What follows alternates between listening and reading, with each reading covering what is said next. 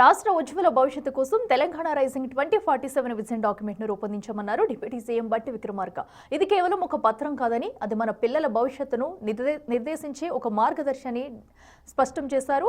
ప్రస్తుతం తెలంగాణ $200 బిలియన్ ఆర్థిక వ్యవస్థ వద్ద ఉందని, దీనిని 2047 నాటికి $3 ట్రిలియన్ చేర్చడమే తమ ప్రభుత్వ లక్ష్యమని బట్టి పేర్కొన్నారు.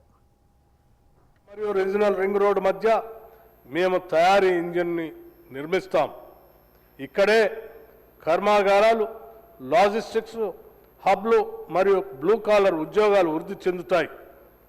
ఇక్కడ దాదాపు 30,000 ఎకరాల అద్భుతమైన భారత్ ఫ్యూచర్ సిటీ, ఇది ఆర్టిఫిషియల్ ఇంటెలిజెన్స్ నగరం మరియు ఆరోగ్య నగరాన్ని కలిగి ఉంటుంది.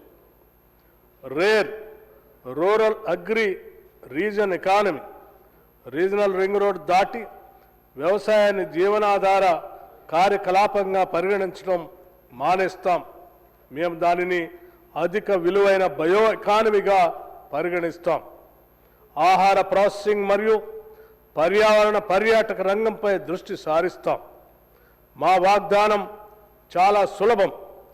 తెలంగాణలో ఎక్కడ ఒక బిడ్డ జన్మించినా అవి ప్రపంచ ఆర్థిక కేంద్రానికి కేవలం 180 నిమిషాల్లోపు ఉండేటట్టుగా ఉంటాయి. తెలంగాణ రైజింగ్ 2047 అనేటువంటి డాక్యుమెంట్ ఈ రాష్ట్ర భవిష్యత్తుకి, మన పిల్లల భవిష్యత్తుకి, ఈ దేశానికి కూడా అతి ముఖ్యమైనది.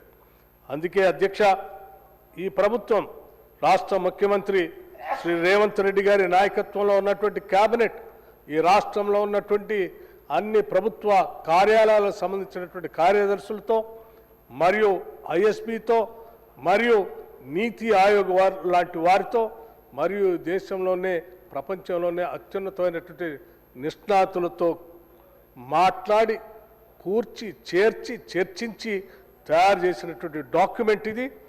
దయచేసి మీరందరూ దీనిపైన దృష్టి సారించి దీనిపైన తగు సూచనలు సలహాలు ఇవ్వవలసిందిగా విజ్ఞప్తి చేస్తా ఉన్నాం.